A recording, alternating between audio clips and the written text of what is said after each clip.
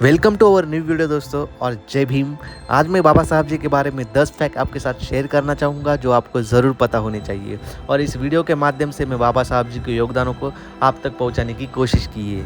तो first fact कुछ ऐसा है दोस्तों कि बाबा साहब जी पहले भारतीय थे जिन्होंने कोलंबिया यूनिवर्सिटी से इकोनॉमी की पीएचडी प्राप्त की थी। बाबा साहब जी पहले भारतीय न कि दक्षिण एशिया के पहले व्यक्ति थे विदेश से पीएचडी प्राप्त करने वाले।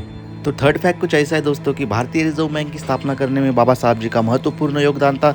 1935 में भारतीय रिजर्व बैंक की स्थापना की गई थी और जिसमें बाबा साहब जी का एक महत्वपूर्ण योगदान रहा था। फोर्थ फैक्ट कुछ ऐसा है दोस्तों कि बाबा साहब जी ने भारतीय कामगारों के प्रॉब्लम को ध्यान में रखकर बहुत सारी स्कीम और योजनाएं उनके लिए लागू की थी।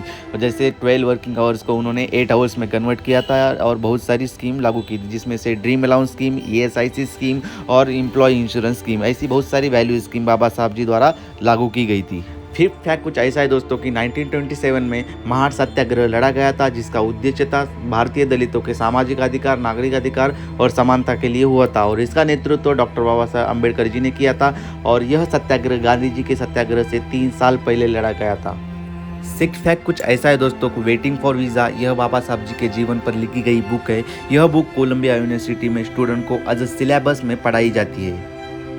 सेवेंथ फैक्ट कुछ ऐसा है दोस्तों कि बाबा साहब जी ने भारतीय महिलाओं के लिए हिंदू कोड बिल लागू किया था और यह कोड बिल लागू करने के लिए बाबा साहब जी ने पूरे 3 साल संघर्ष किया था।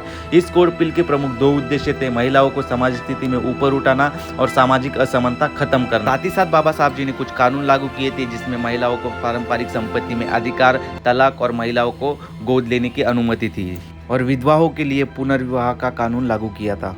8 फैक्ट कुछ ऐसा है, 1955 में बाबा साहब जी ने बिहार और मध्य प्रदेश के विभाजन का प्रस्ताव रखा था, जिससे 45 ईयर के बाद बिहार और मध्य प्रदेश यह 2 राज्यों का विभाजन किया गया।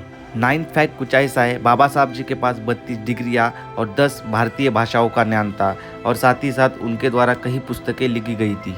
लास्ट एंड इम्पोर्टेंट फैक्ट, बाबा साहब जी को भारतीय संविधान का शिल्पकार कहा जाता है और बाबा साहब जी को भारतीय संविधान लिखने में 2 साल 11 माह 18 दिन का समय लगा था। तो दोस्तों बाबा साहब जी के बारे में ये 10 फैक्ट आपको कैसे लगे कमेंट में बताना और ऐसी वीडियो के लिए अपने चैनल को सब्सक्राइब कर दो। मिलते हैं नेक्स्ट वीडियो में।